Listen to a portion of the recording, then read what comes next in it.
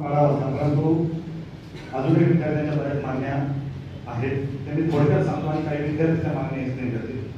सध्याचा ज्वलंत प्रश्न आहे संयुक्त पूर्व परीक्षा 2024 ची काही जाहिरात आहे ती पेंडिंग आहे, अजूनही आलेली नाही आहे.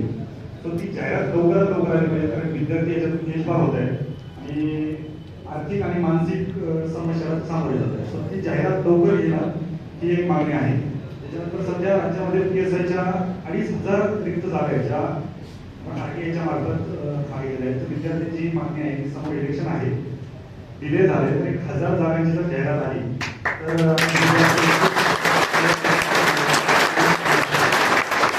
1,800 जागांची स्वर्गीय औरंगाबादनी जाहिरात काढली होती. तो आपल्या माध्यमातून जर ती जाहिरात जर मोठी आली 2024 साठी PSIची तर निश्चित विद्यार्थी आनंदी होतील. आणि विद्यार्थ्यांची दुसरी एक मागणी आहे की संयुक्त पूर्व परीक्षामधून PSI परीक्षेची वेगळी करावी. ती मागणी तुमच्याकडे पण भरपूर दिवसापासून विद्यार्थी मांडतायत. तो एक विषय मार्गी लावणं गरजेचं आहे. आणि परीक्षा किती होत आहे, कोविड आहे, कोविडमध्ये 2023 एक GR काढला होता आणि त्याच्यामध्ये विद्यार्थ्यांना एक संधी वाढून दिली होती.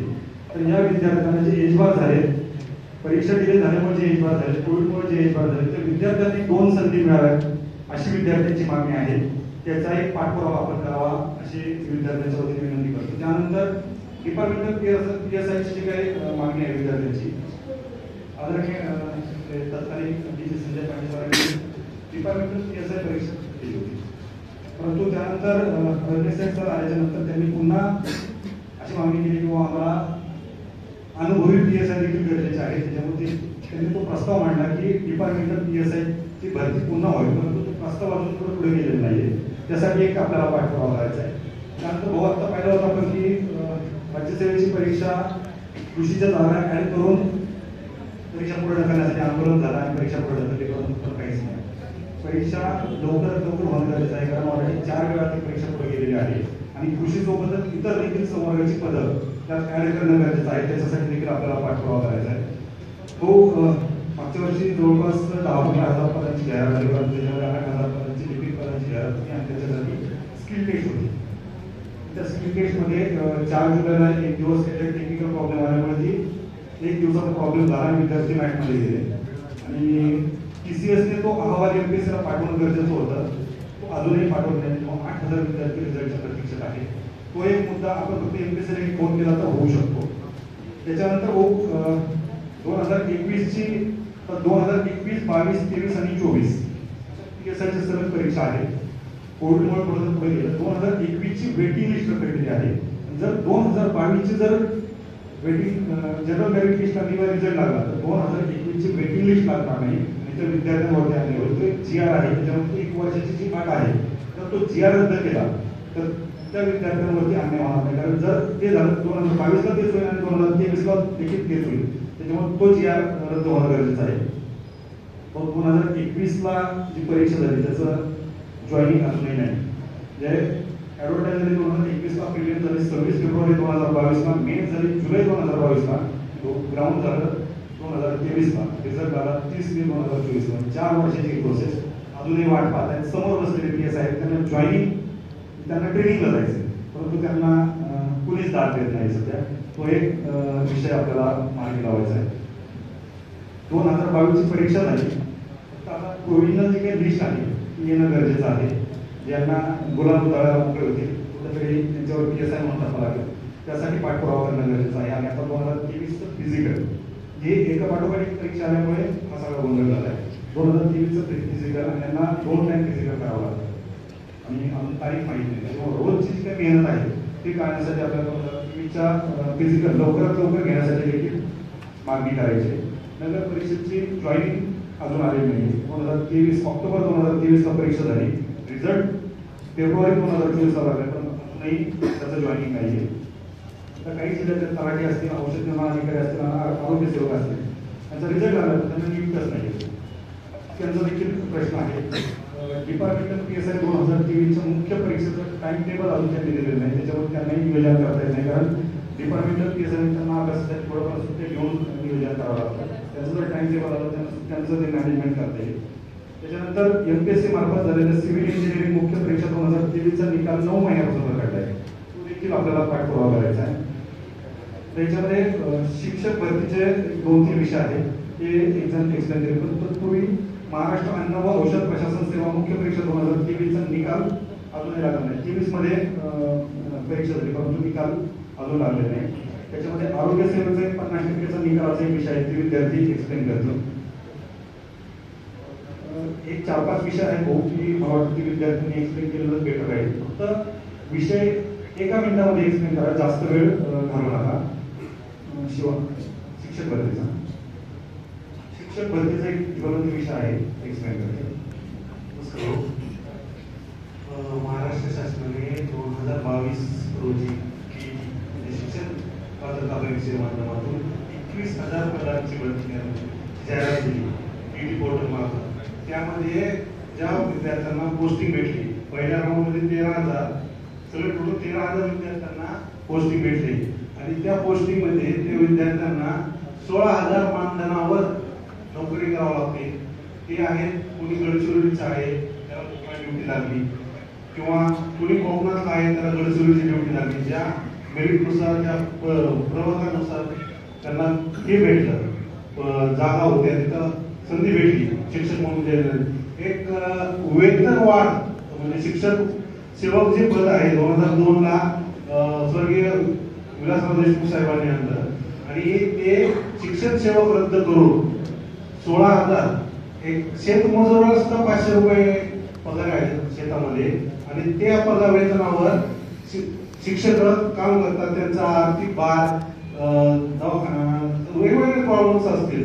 ते सर्व जवळपास 20,000 शिक्षकांची मागणी आहे की शिक्षक भरती म्हणजे शिक्षण सेवक हे पद रद्द करण्यात यावे आणि ज्याप्रमाणे सर्व वर्गामध्ये किंवा ज्या अधिकाऱ्यांना पेमेंट मिळतं त्याप्रमाणे पेमेंट मिळावं ही शिक्षकांची सर्वात मोठी मागणी आहे. त्याच्यासाठी आपण मुख्यमंत्र्यांशी एखादी बैठक घेऊन हा विषय मार्गी लावावे ही विनंती आहे. धन्यवाद. त्याच्यानंतर नगर परिषदेमध्ये भाऊ दिव्यांगांची काही रिक्त पदं दिव्यांग उमेदवाराचे रिक्त पदं आहेत ते भरले जात नाही. त्याच्याविषयी समाधान भोगे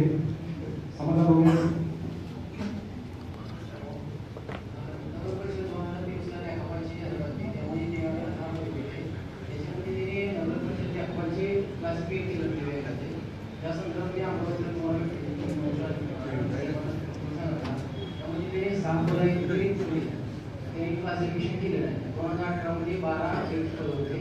2023 मध्ये यामध्ये असं मेन्शन केले की जर 2 प्रत्येक प्रक्रियेमध्ये बदल एखाद्या प्रवर्गाची बदल नसेल तर ते दुसऱ्या आहे 2000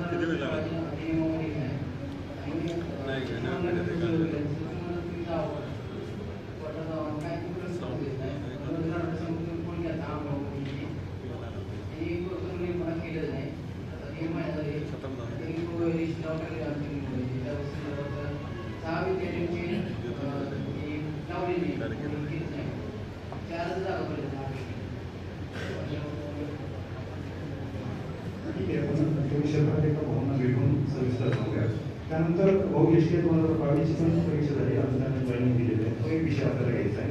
त्यानंतर सहाय्यक भूवैज्ञानिकचे मला वाटतं जाहिरात डिसेंबर 2022 तारखेपर्यंत परीक्षा नाही आहे. ते मला वाटतं धीरज पवार आहेत ना खबर असं बरोबर आहे.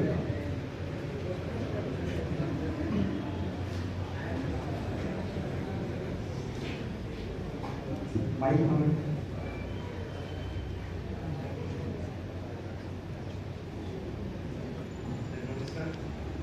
पुरवठा मंत्रालयाअंतर्गत जल सर्वेक्षण आणि विकास विभाग आहे.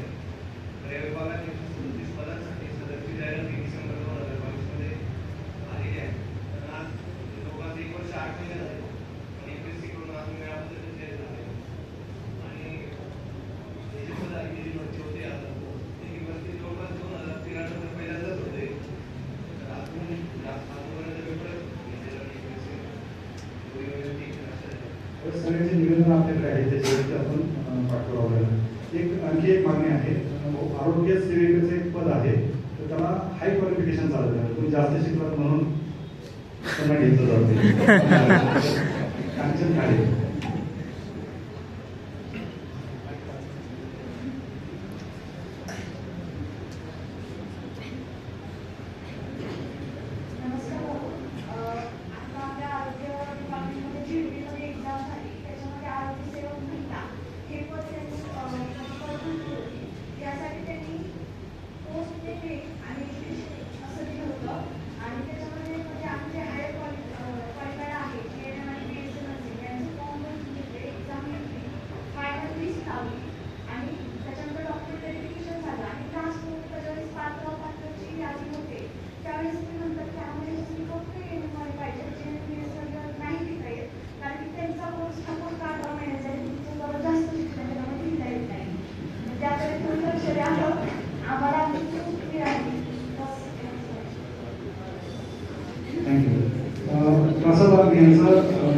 DBAची वरिष्ठ लेखकाची वेटिंग लिस्ट पेंडिंग आहे का तसं? नमस्कार. DBT मार्फत फेब्रुवारी 2023 ला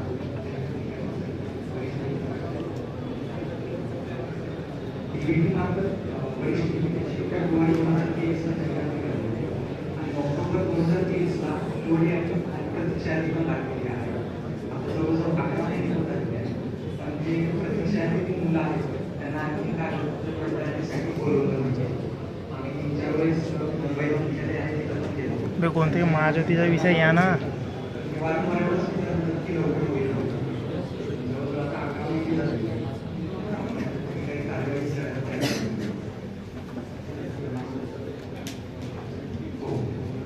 सगळे प्रश्न एकत्रित जमा केलेले आहेत ते आपण नंतर बसून डिस्कस करूया.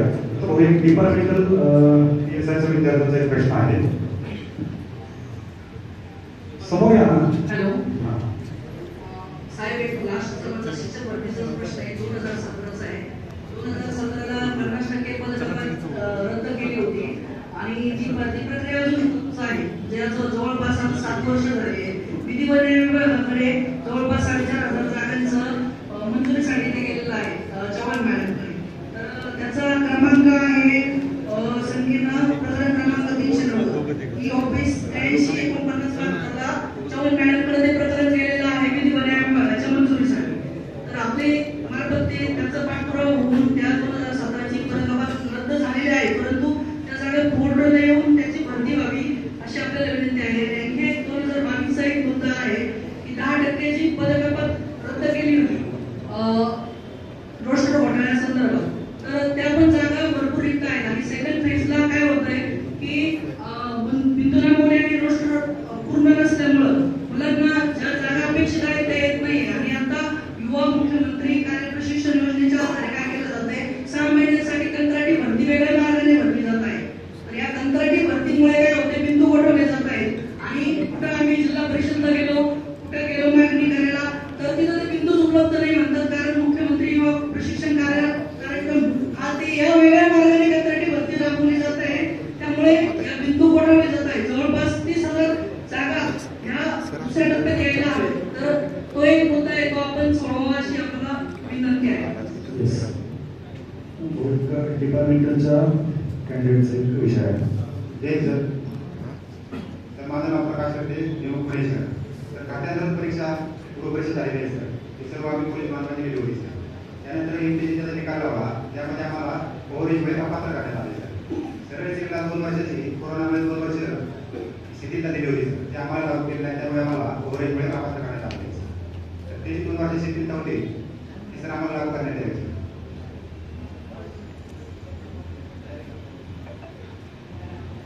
विषय अजून 2-3 आहेत, पण मी सर्व विनंती करतो भाऊंचं भाषण करूया आणि त्यानंतर मग बाकीचे प्रश्न घेऊया. या सगळ्या प्रश्नांच्या अनुषंगाने मी विद्यार्थ्यांशी संवाद साधला.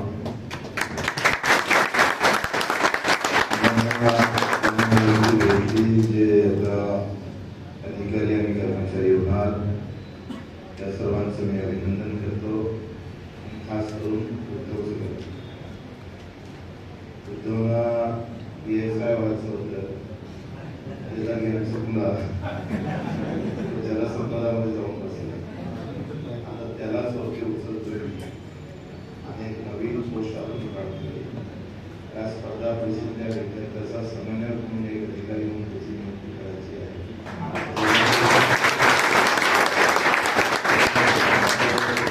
पाठपुरावा करत राहील आणि ते प्रश्न लवकर मार्गी लागण्यासाठी प्रयत्न होईल.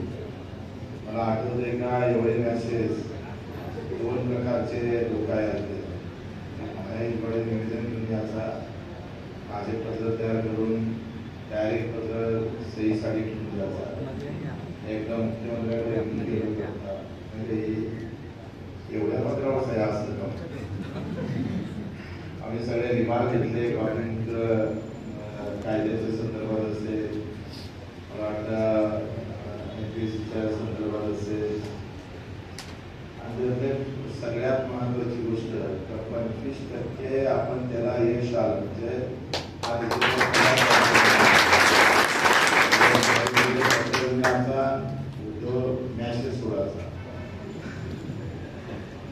कधी म्हणायचं की मी मतदारसंघ ज्या भागात लोकांनी मला मत मारलं त्यांच्या मदत वाढवायचं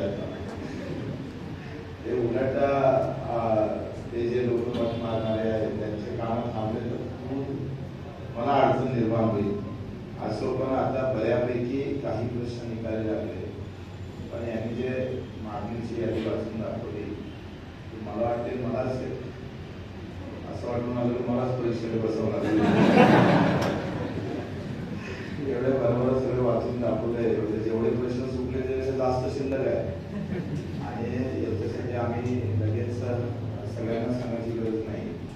महेश आणि उद्धव आणि आपण सगळेजण सचिन राव वगैरे त्याचं व्यवस्थित फॉर्मेट तयार करा. मागणी जसं आता जाहिरात झाली पण प्रत्यक्ष परीक्षा झाली नाही, परीक्षा झाली आणि रिझल्ट घोषित केले पण जॉईनिंग करून असे 4-5 प्रकारचे प्रकार जे आहे म्हणजे आपण असं समजा का 4-5 प्रकारचे फॉर्मेट तयार करा. ते कोणाकडे पेंडिंग आहे काय आहे एक दिवस स्पेशल काढतो आणि बऱ्यापैकी जितके फोनवर होईल धमकी देऊ. बऱ्याचदा आपण धमकी देऊनच काम करतोय आणि त्याच्यासाठी जाऊन मागे प्रसिद्ध आहोत. बऱ्यापैकी आम्ही पाहिजे का आमचा अध्यक्ष कोण होते ते निंबाळकर काय तेव्हा मी त्यांना थोडंसं वेगळ्या भाषेत बोलतो की तुम्ही मलाही धमकी आली जाऊन म्हटलं द्यावंच लागतं कारण खालून मला धमकी आली. त्याचा आम्ही व्यवस्थित एक दिवस पूर्ण ठेवू आणि फोनवर जेवढा होते त्याचा पाठ कारण हा विषय पाठ करायचा आहे. सरकारला करायची मानसिकता असते पण सरकारच्या मागे खूप कामं असतं. आणखी नावाची गोष्ट तुम्हाला माहीत आहे तो अशी जागा बदलली का त्याचे विषय बदलतात आणि विषय बदलले का मग त्याचं सगळं पूर्ण काय म्हणतं दिशा बदलतं. आता मी आलो एका सत्कार कार्यक्रमात तिथे विज्ञान निवेदन दिले होते आता तिथे चालू त्याचे वेगळे आहेत. तर हा सगळा दिवसभरातल्या डोंगरात मोठा डोंगर मला डोक्यात येईल त्याने पाठपुरावा करणं फार महत्त्वाचं असतं आणि त्याचा आपण पाठपुरावा करत नाही. निवेदनापेक्षा मला वाटते आपण SMS जास्त लढाई जिंकली आतापर्यंत ते आलेले SMS लगेच फॉरवर्ड करायचे लगेच त्याला फोन करायचं त्याला फोन करायचं ते अशी फाईल आपण त्याला गतिमान करण्याचा प्रयत्न केलेला आहे आणि तेच आता आपण जर व्यवस्थित प्लॅनिंग केलं तर आता फक्त 1 महिना निवडणुकीला राहणार. या एका महिन्यात कोणते प्रश्न मार्गी लागू शकतं याचाही अभ्यास केला पाहिजे. नको त्याला हात घालून वेळ घालवण्यात तरी फायदा नाही. तुम्ही कमिटी तयार करायला हे प्रश्न एका महिन्यात मार्गी लागू शकते किंवा ते लागले तर फायद्याचे आहे. नाहीच फायद्याचे असेल तर पुढच्या महिन्यात आमचेच 5, 10, 15 आमदार राहणार आहे. तुम्हाला मासिक करायची वेळ राहणार.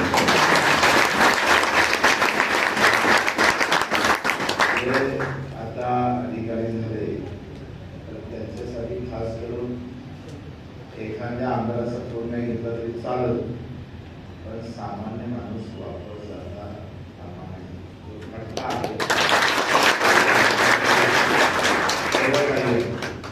उद्या आळसाने झालं पाहिजे का आम्ही प्रयत्न केले तुमच्या नोकरी व्यवस्थित आम्हाला प्रयत्न करावा असं होता कामा नाही.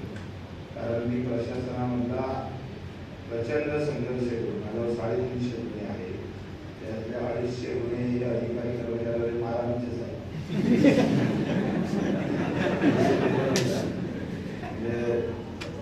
हाईट आहे एखादी काही तुम्ही जसं आता बोलता ना 21 जाहिरात निघाली 22 मध्ये पदावर त्याची अशा कित्येक काही अशा आहेत त्यांच्या धुळ्या त्यांच्या शेतातल्या रस्त्यासाठी 15 वर्ष रस्ता होते म्हणजे घरकुलाचा दुसरा हप्ता 10 वर्ष.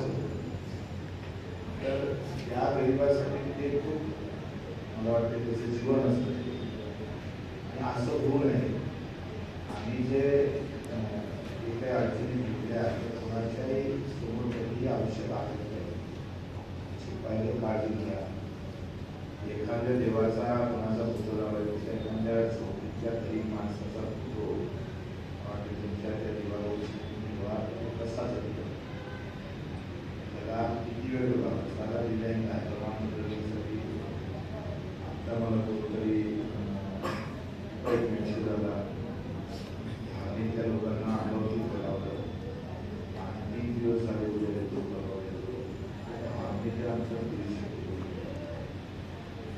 आलंच नाही कलेक्टरला शिव्या करावं लागलं साहेब तुझा मित्र म्हणाला पर्याय 4 दिवस खाणार जेवणाची व्यवस्था ही जी आहे ही व्यवस्था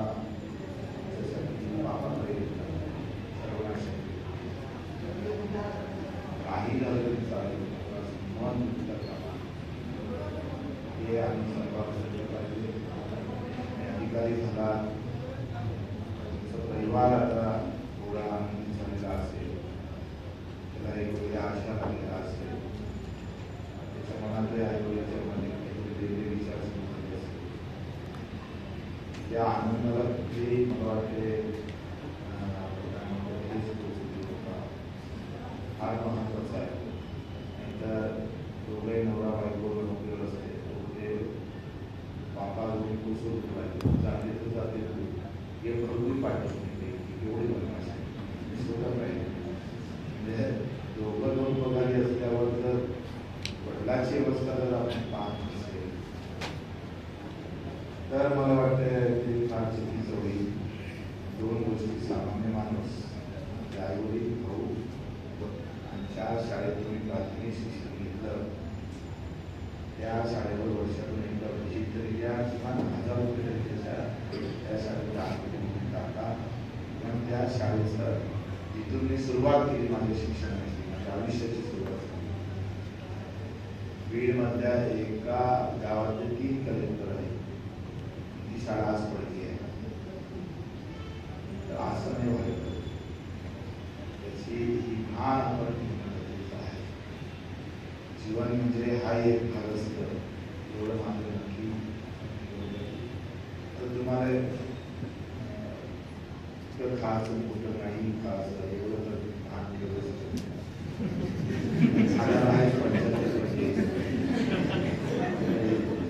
खाऊन वाचून मला आता कधी व्यवस्था अशी करून ठेवली का एका कलेक्टरला विचारलं एवढं कशी खाली एवढं कशी मागतो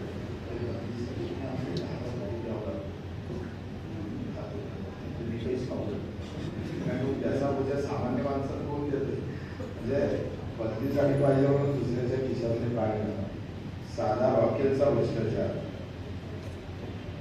रॉकेल तो तेव्हा 50 पैसे जास्त घ्यायचा एका लेटर आणि तू कुठं घेतलं 50 पैसे 25% पैसे होते 50 रुपये 50 पैसे 25 तहसीलवरून सगळं त्याच्यातले अर्धे जाते कलेक्टरवर त्याच्यातले अर्धे जाते मग मंत्र्यावर पैसे कुठून आले त्याच्यातले दिवा लावायची सोय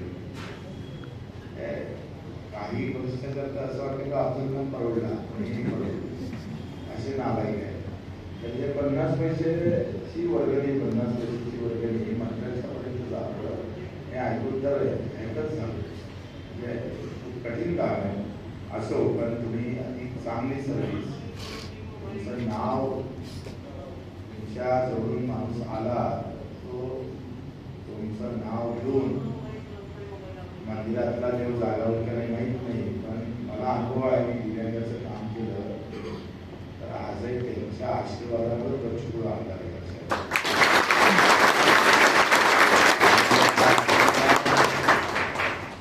मला भेटणारच आहे त्याला आनंदीत पाठवा मला काही सुखाचं एखादं खानदान ठेवा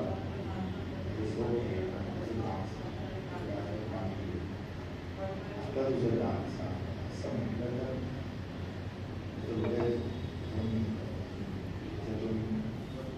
नकळत आशीर्वादाचे काही शब्द आनंदच्या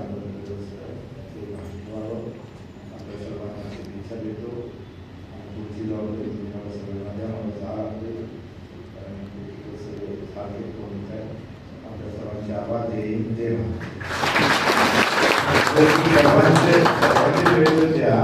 मला नाही दिलं तरी कॅन्सर दिले तर ते माझ्यावरच येणार आहे भाऊ फक्त 1 मिनिट PSI 2022 चा निकाल इतका किचकट प्रक्रिया होता बँक मधून सुद्धा तुम्ही मदत केली बाहेर काढण्यास. प्रत्येक टप्प्यात भाऊ सोबत होते. पूर्व, मुख्य, मेन्स, इव्हन फिजिकल आणि फायनल मेरिट लिस्टला सुद्धा 1 तारखेला भाऊचे 4 कॉल गेले होते एमपीसीला.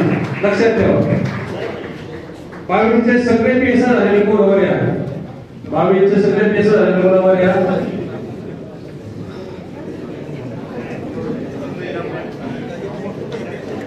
ज्यांनी सर्व 22च्या मुलांनी सत्कारलेलं आहे त्यांना निवेदन द्यायचे, फोटोज काढायचे. PSI 22चे सिलेक्ट झालेले PSI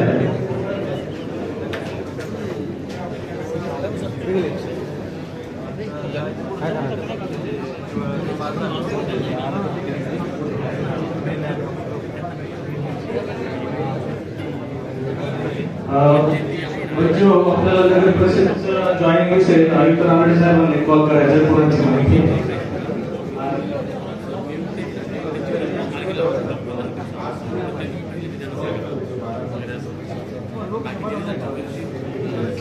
भाऊ आम्ही काय करतो, ते स्तरीय जे विषय ते वेगळे करतो, जे सचिव स्तरीय ते विषय वेगळे करतो.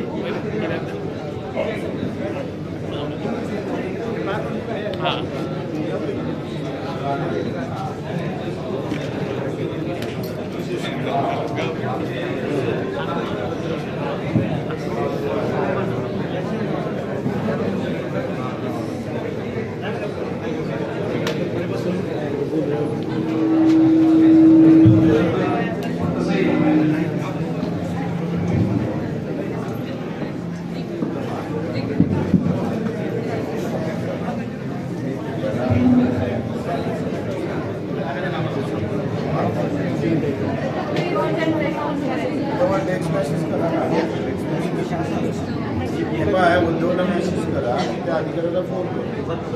त्या विषयी एवढं समजून सांगायची गरज मागे खूप गर्दी होती. कोणाकडे पेंडिंग आहे एवढं सांगा. सगळे महाज्योतीचं बघा ना सर, मागच्या वर्षीपेक्षा उलट्या कमी जागा आहेत सर महाज्योतीच्या. महाज्योती एक्झाम तर मागच्या वर्षीपेक्षा जास्त जागा वाढल्या होत्या सर, आता उलट्या कमी करत आहेत यावर्षी.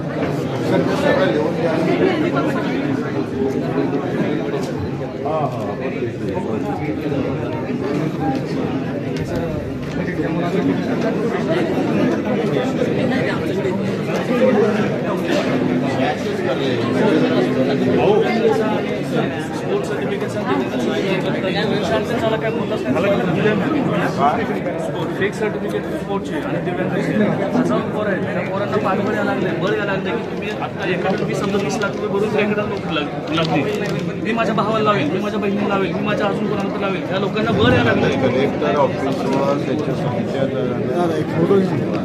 असे हजारो राजस्थान सरकारनं जे 3 लाख लोक बाहेर काढली का, ठीक होणं गरजेचं आहे. ह्या प्रत्येकाला बळ यायला लागले.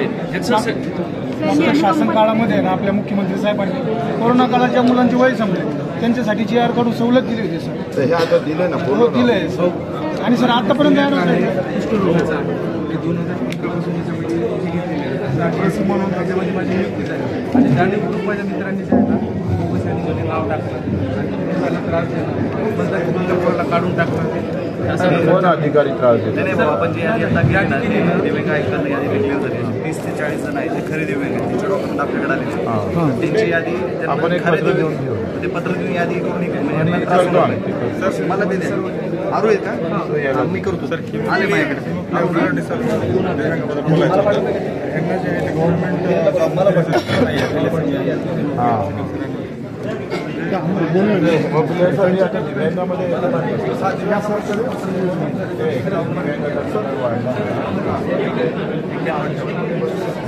गव्हर्नमेंट रिझर्वेशन जॉबमध्ये नाही पाठवले होते, पण ते पण नकार देते. गुलाटी चालू त्यासाठी ओके, मला एक मेसेज पण आलेला आहे आणि त्याचं पत्र तयार केलं आहे. ते आता सगळ्याची कॅबिनेटमध्येच जावं लागेल. सर मी सिंधुदुर्गमध्ये 20 मार्च पुणे विषयी झालेला आहे. परंतु जर नुसता पहिल्यांदा लोकसेवा आचारसंहिता त्यानंतर रिस्ट्रक्चरिंग प्रमोशन बदल्यांची कारणं द्यायला सर नुसता आम्ही प्रत्यक्षात जाऊन मुंबईला आलो करतोय आम्ही हे सगळे घेऊन आता महाजुतीचा बघायचा थोडा जॉईंट कमिशनर आहेत महाजुतीचा कोणीच नाम काय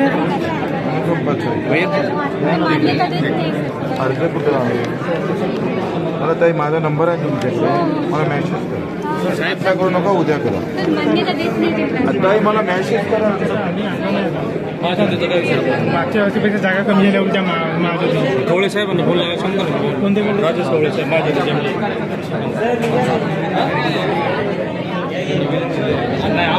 सगळेच आम्ही असं आहे द्या आम्ही त्याचा फॉर्मॅट करतो एक दिवस काढतोय.